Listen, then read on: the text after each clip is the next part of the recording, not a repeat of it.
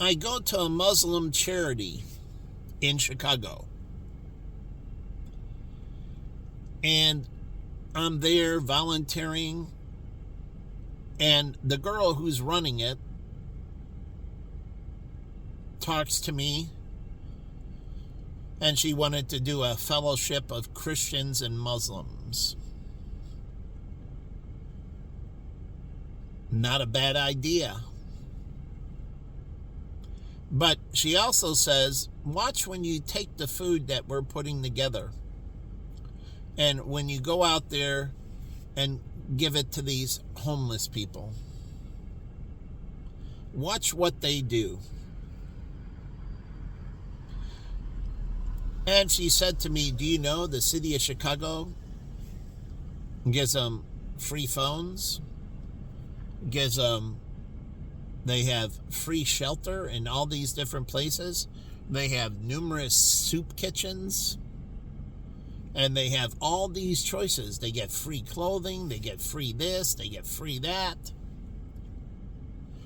And they have so much free stuff.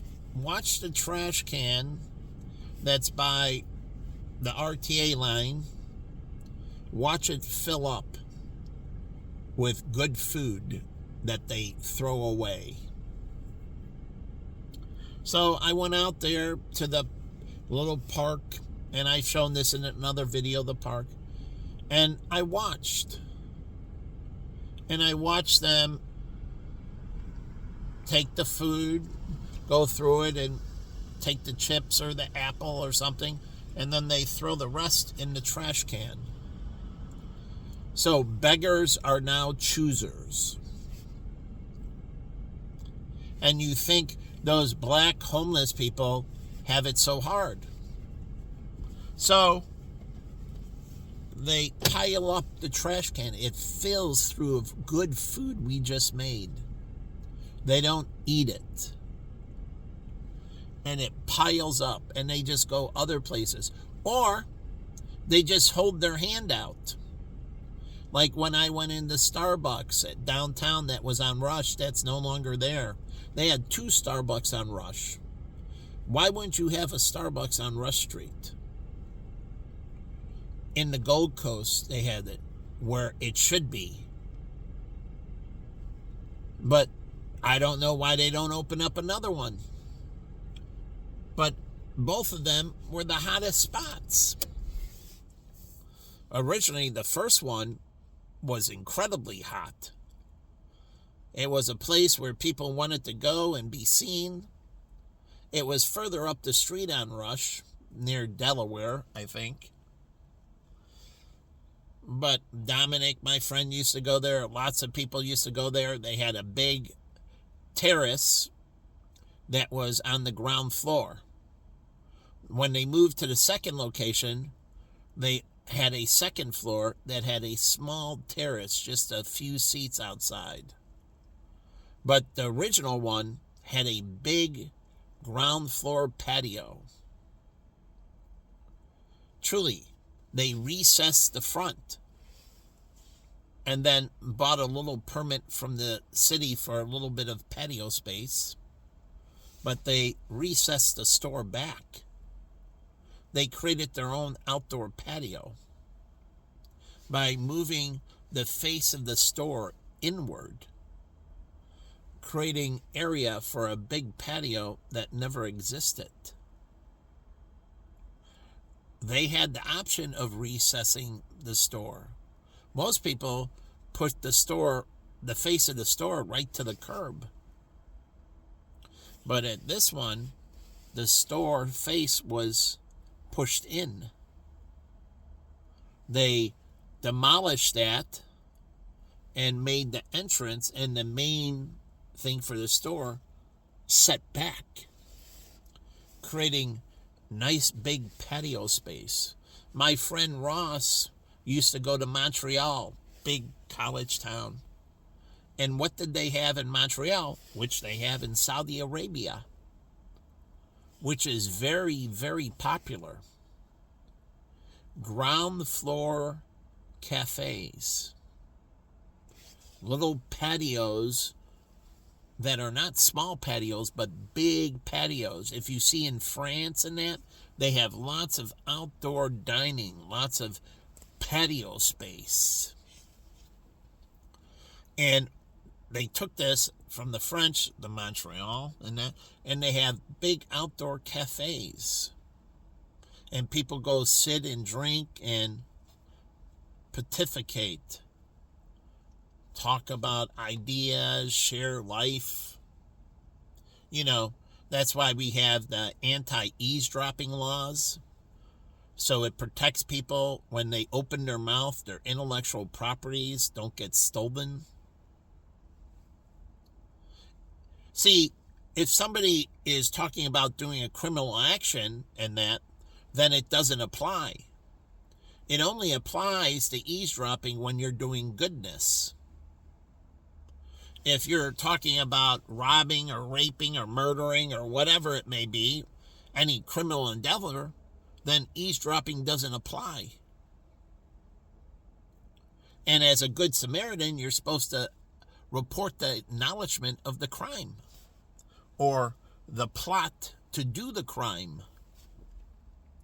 So eavesdropping doesn't apply when you're doing unjust or wrongful actions. So again, this is how detectives and that have certain power when people are doing adultery or other things, that they don't really get eavesdropping protection. When you're committing acts of crime, you're not protected. Do you know that? Insurance companies won't cover you. The law doesn't protect you. So, again, unless you're talking about Miranda rights and their due process, but you're not protected from eavesdropping. So, but eavesdropping is if you talk to somebody and you're at Starbucks and you're sharing an intellectual property with them and somebody picks up on it and steals it from you, the eavesdropping law protects you. That they shouldn't have been listening in, and if they heard it, they shouldn't have acted on the information. We call this also insider trading and many other things. But it allows people to go to outdoor cafes and share personal information. Do you know you can catch a credit card thief? They're a peeping Tom. The peeping Tom laws apply to credit card thieves, where they look down and see your credit card number and steal the information. They're a peeping Tom. They violated your privacy and stole the information they weren't supposed to have. So the eavesdropping laws, the peeping Tom laws, those prevent all forms of criminals. They're there to protect the just and righteous from their stuff being stolen from them. So these laws, they can charge them with that they prove they had the credit card number, and they can charge them under these laws that they violated their privacy. So they're there to protect them. But in Montreal, they have huge outdoor cafes. My friend Ross lived in Montreal, and they go outside on the ground floor cafe, and people are walking by. It's kind of like Gibson's in their patio. And then Tavern on Rush, which is a new place, and they used to have a big patio. But Nico, that's right there, it doesn't have a patio really. But what they can do is have open air where you have the windows slide back and you have a screen. And it allows in the fresh air, and the screen can be where you can see through it easily. So it doesn't feel like you're fenced in. So the screen has to be more translucent. and you put a little thing here and there, making sure people know there's something there. But again, they do this in Saudi Arabia, and people love to go out to the cafes and sit outside and chit-chat. And so you get this great atmosphere where people have a great life. And they don't worry about their conversations per se. Because that's what technology is supposed to be, tracking people and the origins of original thought and everything. So again, supposed to protect. But those homeless people, the Arab girl, I told her, redirect the food to school lunch programs. Redirect it to the mosque and your fellowship. Stop giving it to them. Truly. It's ridiculous. And so you think they have it hard, but everybody's bending over backwards to make their life better. And they're pieces of shit. And they don't get up and go and have to fight through their struggles. Like a cancer patient, they got to go to chemotherapy. They got to take their medications, or a diabetic, and you got to fight the good fight. And you have to fight through the difficulties. But to the bum on the street of Chicago, they don't have to fight through the difficulties. They don't have to earn a better life. And so all those black people, like at Starbucks, those bums that called me the cheapo, the black bums called me a cheapo. And because I wouldn't give them money. And so now I'm a cheapo. And so they would go out there and beg, and then they'd be in the Starbucks buying the same coffees, same drinks, sitting in the cafe. They would take all their change and turn it into them at the Starbucks. And the Starbucks guys, being polite, they're homeless people, being polite to them, would take all the change, count it, turn it into bills, give them a stack of money back, cash. I watched it.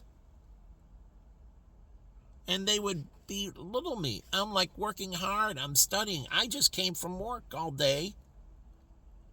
And then I'm going here, spending the rest of my night studying for my exam so I can further my life. I'm not going out and playing or doing anything else. I'm putting in long hours, night and day, trying to better my life. And here are the black bums calling me all kinds of names, belittling me. So before I got mad at them, the Muslim girl, she was sick of them. All that is given to them. All these people bending over for them. And they abused their grace. And they were abusing their grace. But here, I got to wake up and make sure that I take my medication correctly. That I need to take these medications before I eat at least 30 minutes. I have to have a certain amount of hydration. I wake up and I take my blood and my blood pressure, and I got to jump through all these hoops every day. I got to put on the treatment on my feet. I got to do all of this stuff. I got to try to best monitor my diet. I got to jump through these, try to figure out how best to pay my bills but still have a life. And these bums, they just go out and shake their cup. And everybody fills it up. And they get to pick and choose the shelters they go to. They're not put into a shelter and assigned to a shelter like Medicare does, or Medicaid does, I should say, with people in long-term care. They assign you to a long-term care facility 100 miles radius from where you live or greater. You do not get to pick and choose. You can request, but you might not be honored. And they put you in any facility. So you don't have a choice. When you have independent long-term care, you have a choice. You're a beggar. You don't get the choice of the facility. But when you have independent long-term care, you get to choose where you live. Choose the amenities you want. You don't get any of those choices, really. So that's why people get individual long-term care. Freedom of choice. And there's ways to blend it with Medicaid. But that being said, doing the right thing, earning. They are just scam artists trying to milk the system. And this is black fraud. This is black scam. This is black filth. And again, I say, where is all the black churches taking care of these bums? They're their responsibility. Where are all the black institutions and black businesses bringing them in and hiring them and training them? Where are black people taking the responsibility for them? Truly. They seem to point out to everybody else that it's all their fault. Well, what comes around goes around. Now, all those black bums are your fault. And I don't see any of the black community, from the Urban League in Chicago to any of them, as I posted on the prior video, of them taking care of the black bums. I don't see any of the sororities or fraternities that are all black, Omega Phi Psi and so on. As we had to do charitable outreach, being in a fraternity and sorority, it was mandated that you had to do charitable work. But where are those black fraternities and sororities? All those black kids in school, where's their charitable? Where are they doing this exceptional thing? All I see is give, give, give, give, take, take, take, take, take, take. They demand you give. We need more black coaches. We need more. Earn it. Beat them, then. And if they're better than you, then it's all white coaches. As the Bible says, nothing given, everything earned. So if they wanted so, then be exceptional and prove you're exceptional through your works. It's called sanctified. And when you give somebody something they don't deserve, they're not sanctified. And God watches the unjust action because somebody else that deserved it is not getting it. And so you're not free to give it away. If you earn it, you receive it. And if it's donated, it can't be a scam. Like Barry Sanders, the myth of him, but retiring before he broke Walter Payton's record. Either way, he retired before he broke the record. And he was perfectly healthy. If he stayed, he could have shattered the record. But he didn't. But he acknowledged it.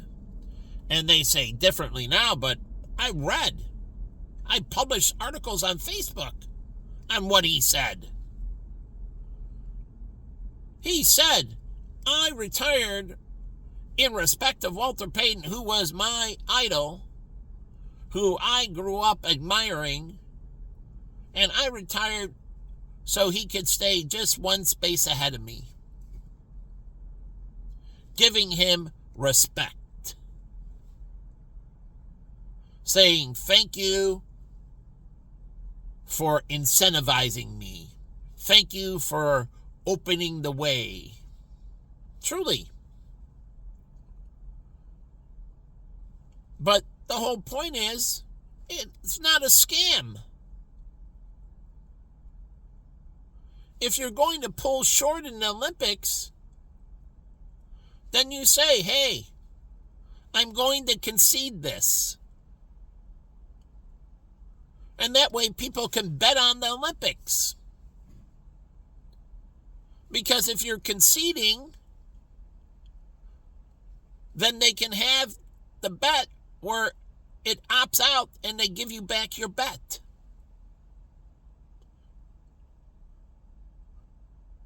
They give you back the bet. If it wasn't known and that person announces they're conceding and somebody else gets the medal, it's just like it's just like a trust, and you're a beneficiary. You can bow down and bow out of receiving the benefit from the trust. You don't have to take the money from the trust. You can disown your inheritance. The guy did that owned Baskin Robbins and that. He disowned his inheritance. He bowed out. So you can bow out of the medal, but the bet should be just refunded. Truly. So if you're going to go skate and not compete, then they have to recalculate it amongst the people that are competing, that you're going to concede a medal to them. Then you have to do it that way. Because I believe in betting on the Olympics. And I truly do. But you have to do everything legitimately. So if a UF athlete wants to give somebody else the podium, that's fine. Then they have to announce they're bowing out and conceding. And then the runner-up takes the medal. They get the gold. Now they're not the runner-up. Now they're the first place. There have been many incidents where people have bowed out and allowed somebody else to take the honor. But they let everybody know they were bowing out. But again, you have to do things that sanctify. And everybody wants to know, why the hell did you give them the medal? They didn't deserve it. You deserved it. Why are you giving it to them? Show me the righteousness in the gesture. Show me the righteousness in the gesture. That's what a charity is supposed to be doing when they give somebody something. That person has to prove they deserve it. They're receiving it from the charity. They have to prove that they deserve it, that they're a rightful benefactor. The IRS and everybody else wants to know that that person is a righteous benefactor. If not, it's fraud. So you have to make sure that everything received is earned. Nothing can be given or you're not sanctified. So you can do what you're doing, but I'm telling you, you're not going to heaven. Because just because you bow down, as it says in the Bible, God is about righteousness and justice above all. Somebody has to prove they earn that, and that giving it to them is not a hand-to-mouth thing, but will propel them to a better life. Teaching them to fish. So you're supposed to be teaching them to fish, where they get off the subsidy. That's what disability is about. Or it's disability fraud. It's a scam. It is literally scamming, and it's illegal. It's corporate fraud. If the corporation's doing it, you name it.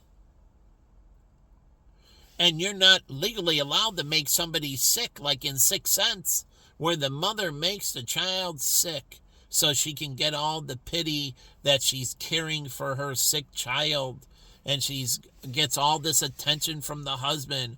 My wife, she is so loving. She is such a wonderful person. She takes care of our daughter so well. And then in the community, look up, oh, you're such a wonderful mother, all that you've done for your daughter and everything else. But it was all a lie. She was poisoning her daughter, making her sick. She was belittling her daughter. She was holding her daughter down. She killed her daughter. Premeditated murder.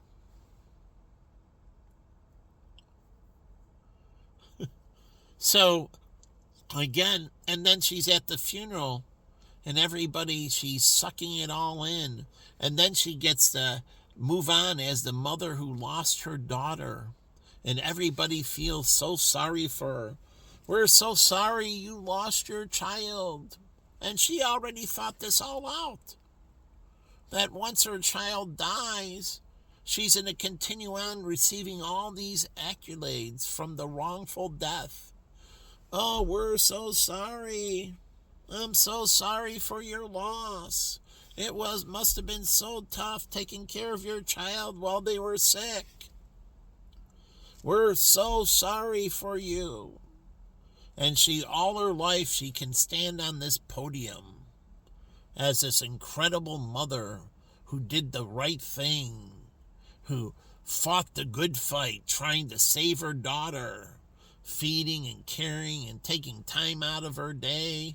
And then all she did, it still didn't save her daughter. And what a moral and just person she was. What an example for all of mankind, this mother. How wonderful she was. It's all a fraud. You're all going burn in hell. She's going to burn, and all those that support her in the lie will burn. And I'm sick and tired of this bullshit. The truth and nothing but the truth. So help me God. You're not setting good precedents for anyone. But you don't have to be there bashing on the mother.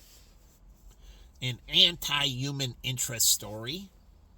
You can say they did it on their own. They're very self-motivated. They're a very dedicated individual. They had extremely good due diligence, meaning they were just highly self-motivated. And they overcame the challenges. Don't say, Chalks and Bates, their mothers were there. They took them back and forth from the practice. I walked the baseball at Horner Park and walked back. So did my brother. No one took us there. No one picked us up. Truly. I walked every day to school and walked back from school. No one did shit for me. I took the buses on my own when I had to go to Green and Green to play the All-Stars. I never been Division in Clybourne before. I lived on Irving Park and Drake. And I had to figure out the buses myself. I did. No one gave me a ride. I took the buses all the way up there. And I got off there, but I walked the wrong way, and I walked into the projects and by the basketball court that was in the projects. Why did you think all those black basketball players? The one thing, it was easy to put up a hoop and give them a ball. It's like soccer. Why do you think soccer is so popular? You put up a net and you get a ball. But sometimes you don't even need a net. You just have two markers as the goal, like two cans, one on each side, and you shoot through the middle of it. So it's dirt cheap. That's why soccer is so popular. Because all you have to do is give them a ball. Why basketball was so popular. All you had to do is give them a ball and there was a net. There wasn't a lot needed. But I walked in and I watched all those black people playing basketball as I was going over to play against a black baseball team. And yes, we beat them. We beat them solidly. I hit a home run. I hit it out of the park. I went, I think 4 for 4, actually. But I crushed the ball. And I went up there as a small child all by myself. My parents didn't take me. And I took the buses back home. No one gave me a ride home. So I had to do all this myself. These are things, if it's done this way, then you tell the truth.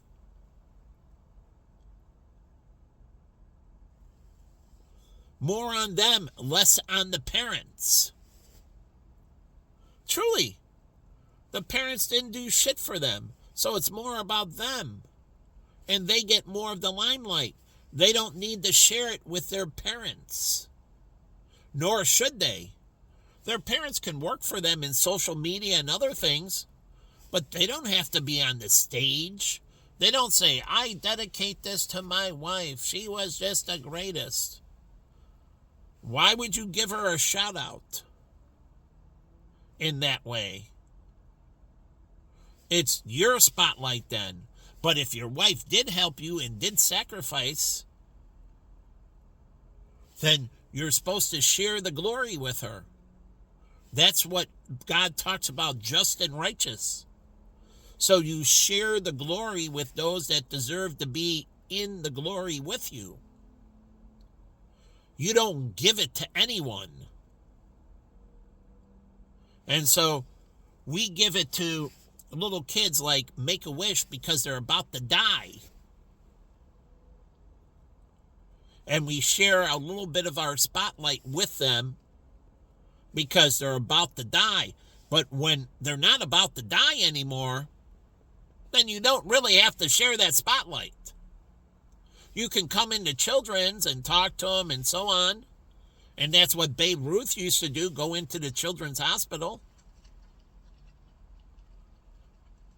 But again, you don't have to share the spotlight with them. You don't have to bring them to the field and sit them up there. They're getting cured. You don't have to do any of that anymore. That's why the Bible tells you if you stay with the past, you'll be condemned. Why? Because things that were sanctified before are now unholy. And you're giving somebody something they don't deserve. So you must change your approach. And it must be righteous and just. And you must constantly amend it for the situation.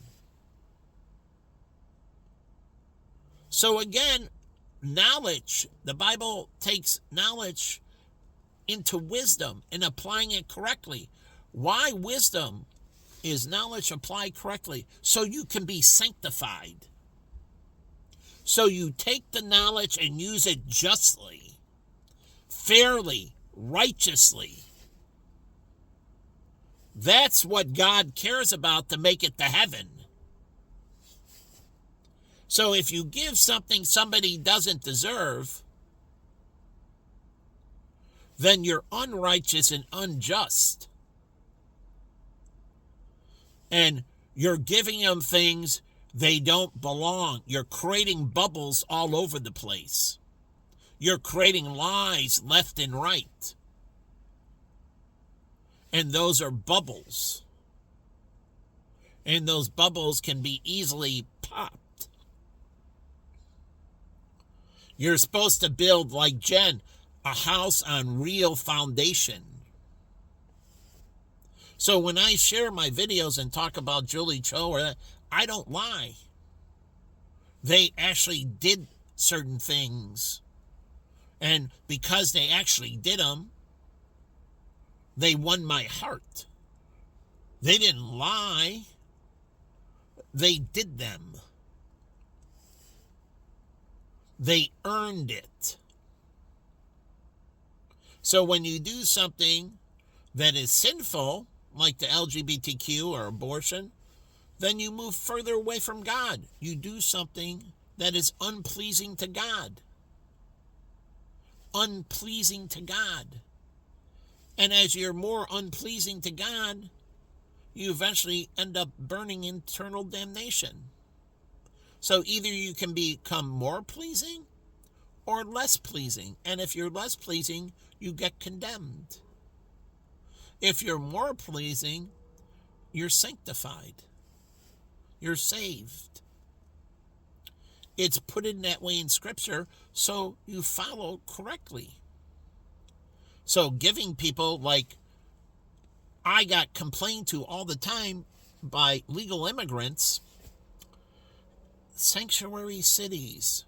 So all that time I waited and all those hoops I jumped through to get my visa, and then to maintain my visa, I had people in my small group that were on visas, work visas, educational visas, and they had to jump through the hoop. And people that their visas were expiring and couldn't get a sponsor, and so they went back to South Korea. But I said, how the hell can you have sanctuary cities? You bring in these people illegally, and I got to jump through these hoops. And when I can't meet the demands of the qualifications of the visa, I have to willfully leave this country. And they leave the country and go back to South Korea, as an example. And the one girl, she invited me to her wedding in South Korea. And I did have a crush on her, too. And looked, I saw pictures afterwards. The wedding was beautiful, but I got the formal invitation. She was in my small group, and I always remembered her thinking of me, inviting me to the wedding in South Korea. And I wish I could have went. I truly wanted to go. If I could have scraped together enough money, I would have been there. But she went back home. Couldn't get a sponsor. My other friend, she's South Korean. She finally got a sponsor just before her visa. She packed up her apartment. She was ready to leave. And then the last place she applied to, she ended up receiving the position and the sponsorship, and she ended up staying. I had a big crush on her, too. But besides the point, she was doing the righteous thing, and she was highly spiritual. So these girls understand excellence before God, and they self-apply. They understand the new covenant.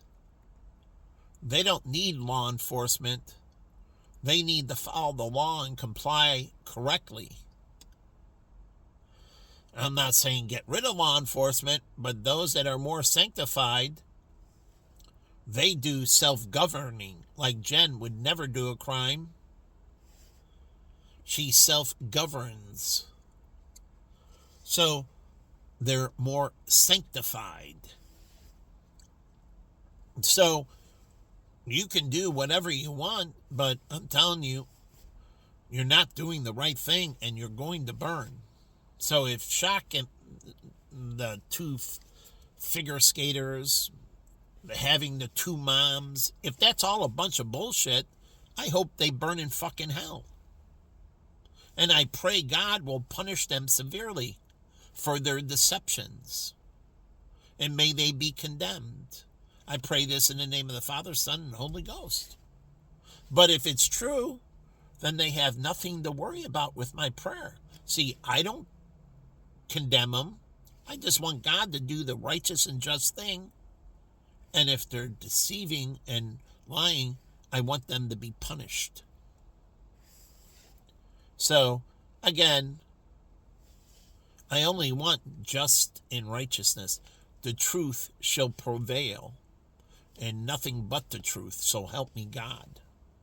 And we used to hold our hand on the Bible, and people hold the other hand up, swearing to God, testifying before God that they're telling the truth. Nothing but the truth, so help me God.